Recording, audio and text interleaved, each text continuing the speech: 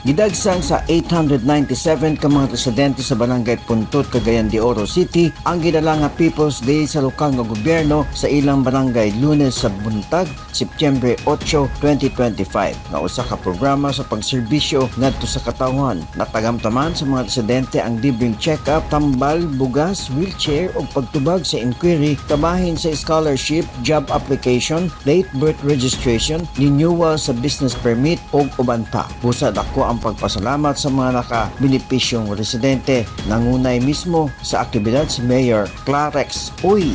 Kining People's Day mo ni atong gihatagan og dakong kahigayonan sa pagpadayon sa pagserbisyo aron mahiduol ang gobyerno ug ang mahiduol ang gobyerno sa katawhan ug ang katawhan mahiduol sa gobyerno.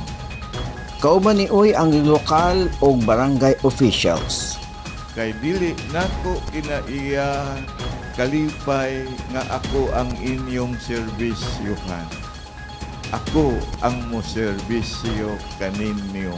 Busa dunay People's Day, dunay suroy-suroy sa baryo, dunay Clarix nga serbisyo sa baryo.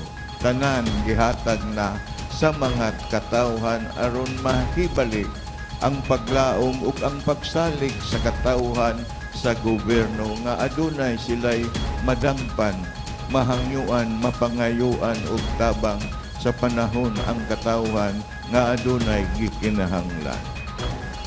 Ang Barangay Puntod ang labing unang barangay sa syudad nga gidalhan sa People's Day karong bulan sa Septyembre ning tuiga. Tumong sa administrasyon ni Uy nga mapaduol ang serbisyo sa gobyerno ngadto sa katawhan sa matag barangay. Lauman nga duna say ipahigayon nga susama ni ini nga aktibidad sa ubang barangay sa syudad. Bang Alinyo, Newsline Philippines. Stay safe.